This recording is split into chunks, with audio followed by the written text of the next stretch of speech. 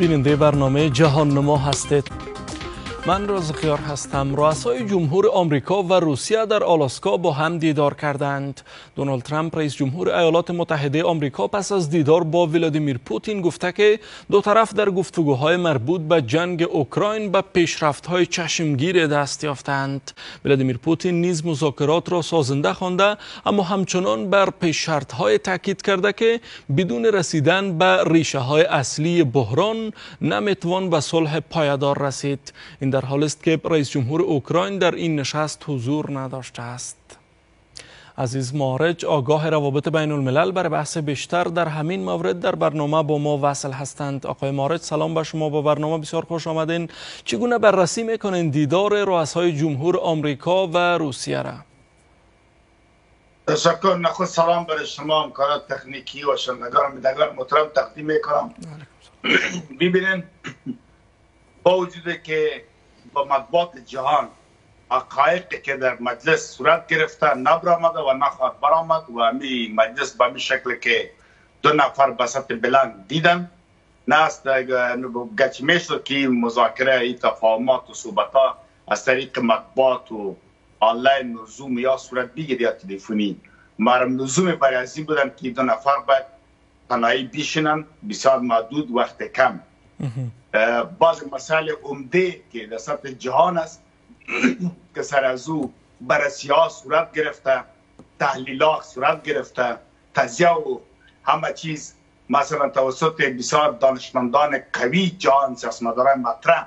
بعد از این ماجندا دو طرف از ماجندا خبر بودن، موضوع را قبل آماده بودن، میفهمیدن، بالاخره رفتن سر موضوعات بسیار بلند آینده جهان، نظم جهان صحبت کردن. این مسائلی که اوکراین بوده و پوتین گفت که ما ببینیم که بعد از ارزیابی نظر یابی کنم و بعد از او باز ما تصمیم خودم میگیرم.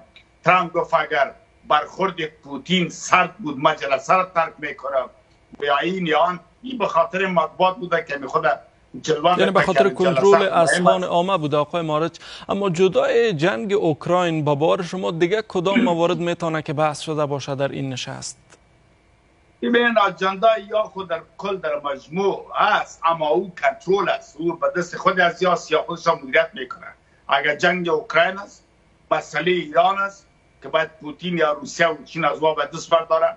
همچنان امتیاز دادن در خاورمیانه در مقابل برای بلاک شرق است، مسئله چین و تایوان است، جنگای بعدی که در آذربایجان و ارمنستان آمادگی صورت گرفته. او مسئله است بزرگی وسعت خاک اسرائیل. این مسائل عمده است. مثلا یا تقسیم بعض منافع در اوکراین و در بعض جای دیگه و سرنوشت ترکیه، سرنوشت کشورهای سعودی و آینده انرژی و پترول و این مسائل دنیا و یا در کل سرنوشت اتحادیه اروپا. این مسائل عمده جهان پیش از یا هستند یا به خاطر نظم جهان تلاش دارند و از یا بالاتر خانواده کلانی که هستند که در این مسائل اقتصادی و سیاسی جهان اثر داره و شریک هستند، اینا را تعیین کردند. اون مسائل عمده است که او با تلفن و به این آن نمیشه. ولی آقای مارج، شما در حال از نظم جهان صحبت میکنین که خب در این نشست در موردش صحبت شده و ممکن نگران نظم جهان باشن که هر دوی همی کشور، هم ایالات متحده آمریکا و هم روسیه، مخل اصلی نظم در جهان حال همینها هستند. شما مثلا جنگ اوکراین را ببینین، روسیه پیش میبرش. در خاور میانه ببینین، هر کاری که میشه، هر جنگی که دارد در حال اتفاق افتیدن است یا جریان داره، در عقبش دست ایالات متحده آمریکاست. بیشتر فکر نمیکنین منافع این دو کشور در این نشست ممکن مطرح بوده تا نظم جهان؟ ببینید، در سال 1649 مسئله صلح وستفالی که می جنگای صلیبی را از بین برد، در اینجا که ها شدن غیر همی که سران چند قدرت جهان که او وقت اسپانیا مطرح بود، مثلا امریکا اصلا نبود مطرح، مثلا انگلیس و فرانسه و جرمنی و یا صحبت کردن. یا مثلا بعد از انقلاب صنعتی فرانسه 1789 خود لوی 14 با انگلیس و با چند نفر مخفیانه و بعد تغییرات جهان ما میبینیم. در هفته امی خانواده کلان یهودی که مثلا فری میسن یعنی الیمینه یار جور کردن، یک تغییرات بود. گم از تاریخ میگذاریم. خلاصه در سال بعد جنگ دوم جهانی در جریان جنگ 1243 در سفارت روسیه در ایران 3 نفر باب شیشتن، هیچ کس نماندن. چرچل بود، روزولت بود و استالین. امی فیصله بالاخره در کریمیا سال 1945 با هم شیشتن. نظم جهان، منطقیت جهان و حدود جهان، مثلا تقسیمات جهان، بین خلاصه تقسیم جهان، تقسیم منافع خود به اینجا مطرح کردن. دو وقت 3 دار بودم. اما وقتی که تبادله صورت میگرفت یا در حریم دیگه مداخله میشد مطابق همین معاهده جنگ صورت میگرفت. حالا این مثلا سال 2 ابرقدرت جهان مانده، دیگران کنارشان هستند. یا یک تعداد پای خود کشیده دیگر را پیش کرد. مثلا چین پای که در روسیه، انگلیس پای کشیده امریکا. پس همون مسئله است.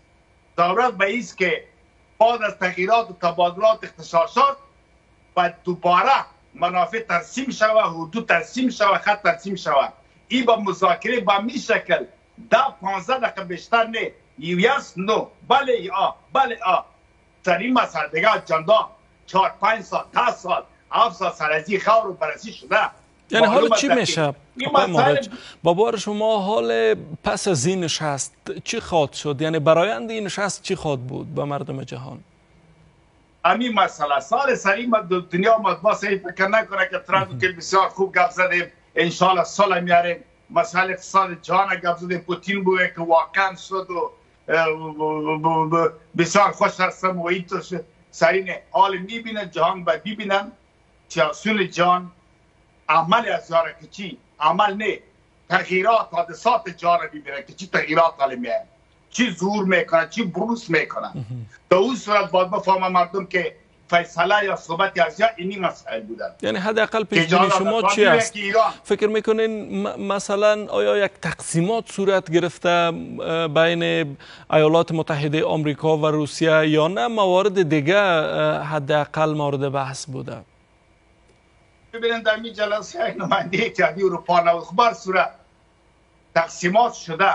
فعلا نه که تعداد کشورهایی که قبلا در تقسیمات شریک بودن وارد بکشن، چون وان نه مالیه میتن مثلا به اصطلاح آسیا، نه کدام مطرح هستن، نه کدام منفعت داره. اینها بالا از او غالب شد. حال جهان بین دو گروه تقسیم میشه. در رأس از او خانواده کلان که هستن اونها هم به 2 گروه تقسیم شده. یک تعداد یک نظم میخواد، یک تعداد نظم دیگر میخواد. بالاخره برای ازیا پروژه میتن، چون موره های گردان از یا عملکرد از یا مثلا دستگاه از یا ازوا اینها هستن که را شاندن یا در حرکت میره فعالیت یا میکنن، چرخش رو یا میکنن. هدف عمده ازوا عملی میسازه، چون یا فیلم در سطح برآمده که دیگه قدرت های نیست که مثلا یا معادل از این باشه یا برای ازا مشکل ایجاد کنه یا ای که کدام کتازوا مشترک بسازه. بنان یا سر مسائل آینده 50 ساله 100 ساله آینده جان صحبت کردن. شاید بار دوم صحبت صورت بگیره به یک بار دیگه. این مسئله ایران یک تبادل بسیار کوچک است. ما دیدیم که مثلا در خاور میانه جنگ‌های نیابتیشان ختم شد. ایران میفهمه که سرنوشت به چی میشن، تلاش داره تا حدی. من تا یک وقتی که باز خط سرخ بر اسمان رو گفت که رژیم تا تغییر میتم، در اون صورت یا آدم میشن که تغییر میخورن. بعضی که نبچن به گروه افراطی به ثباتی ایران آنقدر با سیاسون اگر میخواد که وطن به ثبات شود، درست مثل افغانستان که در سالهای قبل اما واقع نمیخوان باز خود آماده میسازن. اسرائیل میفهمه امروز که سرنوشتشان چی میشه. غزه و مثلا همی خود محمود عباس در فلسطین و یا کسان چرا کشورهای عربی چرا خاموش هستن؟ میفهمه که حدوداتشان معلوم است. گفته شده که تا چی اندازه را باید غرض بیاره تا چی اندازه نگیره. تایوان مسئلهش معلوم است. چین میفهمه که آینده چی هستن. این مسائل دنیایی که مثلا بین مطبوعات و مردم زمزمه میشه و یا این مسائل پایینی هستند. ولی آقای مارج، خب شما مثلا در حال میگین که حاکمان مطلق جهان امروزی امی دو قدرت است که چین هم است در کنار این قدرت ها و شما میدانین که اقتدار چین را هم نمیشه نادیده بگیریم. هند را میبینین در حال رشد است، میتونه که مثلا حداقل تهدید باشه در برابر تصمیمایی که خب گرفته شده باشه، چیزی که شما پیش بینی میکنین. وقتی که من میفهم که منافع ما در عملکرد فلانی برآورده میشه، پس سر صدا بلند کردن درست نیست. چین پروگرام خود داده و میفهمه که از این بالاتر کار کردن نمیتونه. امریکا و روز که نخواه که مواد خام به چین بره، سبا چین ختم است. هم از امریکای جنوبی و هم از کشورهای افریقایی و هم از آسیای شرقی. اما سخت است که آمریکا و روسیه دست تکی کنه به چین، چون شما نزدیکی چین با روس‌ها را میدانین. نه یا دست از یکی است. یعنی می اشتباهات بسیار کلان جهان بین افراد جهان همیست که یا فکر میکنن که یا واقعا بین خود زده میرن.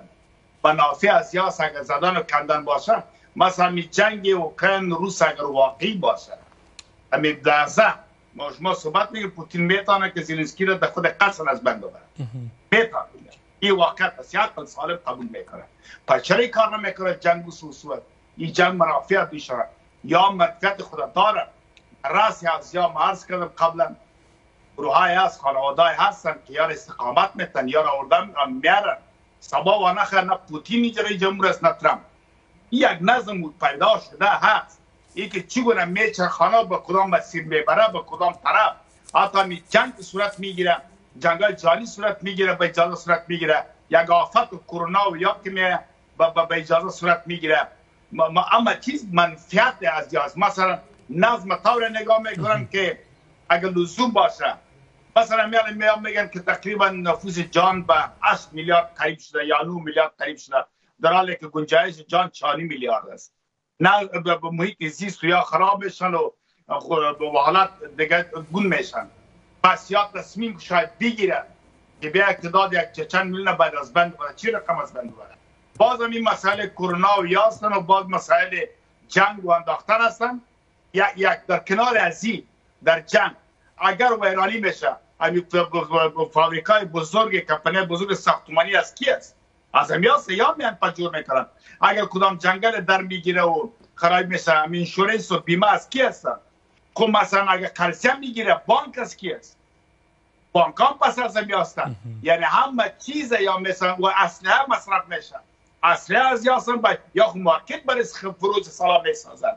انسان کشته میشه. یا میفهمن که قبلا بحث کردن که بچی تعداد کجا از بند برن. اینه میره یا پیش برن ایره جمهورا و یا کستن بیارن سیستم ساختن یا برای از یا کار میکنن. مثلا آل مهارت آورده. مثلا سوال شما که چین و هند یا چرا کنار شدن؟ سیستم هم میتونه ایجاد شده که ایسا یک طرف برای دو قدرت ایجا، دو نفر ایجا کار، قدرت دو نفر کار کنه. باور کنن 1930 و 35 این سالا شاید یک قدرت باشه، یک پول باشه، یک زبان باشه، یک سیستم جان باشه. طرف میروان میرن گوامی کار ادامه میتن و او در اونجا با صحبتهای دیگه و بحثای دیگه صورت خواب گرفتن. بنا در کل ما باید منتظر باشیم که بعد از نشست از یا چی حادثات جان میه، چی تغییرات جان میه، آیا به نفع بشر است، به ضرر بشر است، به چی حالت خواهد بود. در اون صورت باز ما میگیم که تصامیم بعدی جان از چی قرار خواهد بود. بخاطر که ایست که تو شامل نبودن. همه که میبینن بعد از حالت بررسی یا برداشت خودم میکنن که گویا چنین بود و چنان بود. ولی مسئله عمده خاور میانه است، بزرگی اسرائیل فعلا پیش از جا که مطرح است. مسئله اوکراین جنگ دوام داره، بالاخره اوکراین خاکش روسیه میگیره و بعض قراردادها و بعض جایی که منفعت امریکا بود رو برای اسوا دادن و با پیش میبرن. ایران 100% تغییرات میارن، ضعیف میسازن که برای منافع آسیا خواستن در انرژی که از منافع انرژی که سعودی است، پترول و این مسائلی که در گلف و GCC و اوپک و یا برای آسیا دیگه مشکلی ایجاد نشه. در اون سطح باز پس که ایران معامله که داره و ادامه خواهد داد. ایران هم مشار است و مشار هستند یا منافع خود ایران هم دومین کشور با روسیه در تولید پترول و گاز مسائل هستند. پس که از اون جرأت میکنه. مسئله چین برای ازیا مشکل نداره، هند برای ازیا کدام مشکل نداره. دیگه مسئله خاورمیانه و فعلا همی و آذربایجان و ارمنستان و همین مسئله این کشورها هستند که دیگه چطور پس مثلا در قفقاز دوباره یهودا چطور بیان و همو تملود و زوره و حریری و یارا دوباره چی رقم یا کنن و این پس برن قدرت و چی کنن حمایت خود و یا مصرف مالی و کمکای خود به اسرائیل با پراخی از بسازه. این یک برنامه بعدی جان است. دیگه کدام مشکل بین امریکا و روس و دیگه مثلا یا نیستن یا ما هم فکر ولا رفتن جنگ اوکراین بس میکنن ولا زلنسکی تو شد فلانی. این مسائل پیش از بسیار کوچک است. امروز که جنگ اوکراین باشه نه فایده امریکاست نه فایده روسیه است. همه که میگه ولا روسیه ضعیف میشه. بزرگترین سلاح خود فروخته میرن. پترول در جهان قیمت شده. همین ناستریم و ناستریم 2 شما ببینید فعلا در اروپا 1 پوند یا 1 دلار یا 1 یورو که تیل بلند میشه منفعت برای کی میرسه؟ فعلا همین جهان همین موادی که میوه که از خود روسیه برای جهان میاد قیمتش بلند ساخته برش پیدا شده. برای لویز خرید و فروش سلاح و این مسائل در جای خود متحدینشان فعلا همین سلاح خود مصرف کرد. این از کجا اکمال میکنه؟ یا متحدین امریکا از کجا اکمال میکنه؟ صرف دیجیتال ساخته شده سوپر ساخته شده فلان ساخته شده مثلا S35 ساخته شد یا مجموعه سیره بخرن. خریدن یا فایده میکنه. اگر جنگ نباشه منفعت برای شرط خود نیست. بله یعنی خب حال حداقل سرنوشت اوکراین چه خواهد شد پس از این نشست با بار شما؟ نه اوکراین خب 100% پوتین امیر تصمیم گرفتن که اوکراین در کل جزء خاک روسیه بسازن. این که امریکا فعلا نوج اقتدار قرارداد را با می خاطر امضا کردن که بعضی منفعت برای امریکا داده شد. مثلا یورانیم یا مواد که هستن دوجه همین نقاط عمده دنباس یاره که روسیه گرفتن انرژی اکثریت مطلق اوکراین تقریبا دمی ساحه و دمی زمینه هستن. در اینجا پس قرارداد هستن یک چیز منفعت خود میگیره برایشان میگه درسته و یا اینکه اوکراین دیگه تقریبا نیمه یعنی قسمت ها با روسیه خواهد رفت یک تعداد دیگه شان به نام اوکراین خواهد ماند و او را باز میاره در اتحادیه اروپا همین بخشی که میمانه او را جزء اتحادیه اروپا میسازه و اروپایی‌ها را باز میگه که برن پس اروپا سازه توسط همین اروپایی‌ها پس همین ویرانی‌ای که شده مانند پلان مارشال که 80 میلیارد بعد جنگ دوم جهانی آلمان ساختن و همین شکل یک چنده میکنه دوباره میسازه. این دو برنامه است که خود زبان سیاسیون یا استخبارات خود امریکا همین قبلا مطرح شده بود در منابع مطبوعاتی که همین پلان‌ها در آینده. خب حالا جنگ اوکراین میبینین که طولانی شده، ممکن به روزها هم دیگه خسته‌کن باشه و به آمریکا و اتحادیه اروپا هم خسته‌کن است دیگه که حمایت بکنه حداقل ولادیمیر زلنسکی را و حکومت از او را. فکر میکنین به می زودیا به پایان میرسه؟ پرونده این جنگ بسته خواهد شد یا نه این طولانی تر میشه؟ ببینین آغاز جنگ، ادامه جنگ، آتش بس همه به دست خود ازیاست با منافع است. منافع است که ایجاد کنه. شما مثلا گفته که جنگ خسته شده، امروز خسته شده، یک ساعت بعد جنگ ختم است، مطلق ختم جنگ دیگه نیست. مثلا هند و پاکستان رو ببینید که شروع کرد که از طرف غرب برش تلفن شد که او بچه آرام باشون که ما مسئول بس جای یا جنگ دیگه جنگ نه جنگ بود و نه پروفش بود نه اتم بود نه دیگه آرامی صورت گرفت.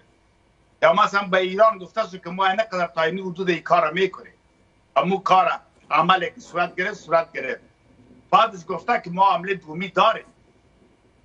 این پلان هاست. مثلا اگر منفعتشان ایجاد کنه فردا دیگه در اوکراین جنگ نیست. ما قبلا به تناز کردم عملیات تکنیکی، عملیات امکانات، عملیات سیاسی زلنسکی را در یک روز از بین بردم. یعنی حالا چی است نفع روزها در ادامه جنگ؟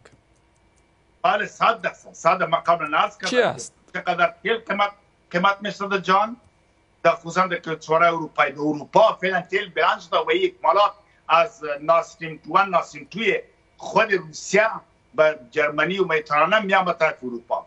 منفعت کی گرفتن؟ شما فکر که چقدر مصرف تیل است یا گاز، مثلا گاز چقدر مصرف داره. امی خود مثلا فروختن سلاح و بر علاوه تمرین اساکر و تمرین سلاح و تست کردن خود امی سلاح، یک راکت ساخته میشه، یک مثلا راکت بسیار قوی جان بسیار بساط بلند 1 میلیون قیمت داره، به 1 میلیون ساخته میشه، او کس نمیخره. اگه امتحان شد 10 میلیون قیمت از میشه. فرا مردم قوی ترین جان او را سمدارترین واره از خاطر قوت خود نفوس خود جا را میخره. مثلا ما میبینیم مثلا طیاره‌ای که S-35 ساخته شد یا های سوپر وی راکتایی که بودن یا بالستیکایی که بودن، چرا با جان یکدم پراگنده شد؟ چون یا امتحان شدن، سپاسگزارم. خدا دادن و هر کسی را خریدن. مثلا سالیات ساختمانی مرز کردم، مدیاز بیمه و همه چیز. یعنی این جنگ به اساس منافع است، هر زمانی که منافعشان بخواه برش نقطه پایان گذاشته خواهد شد. سپاسگزار حضورتان آقای معارج در برنامه. بکرش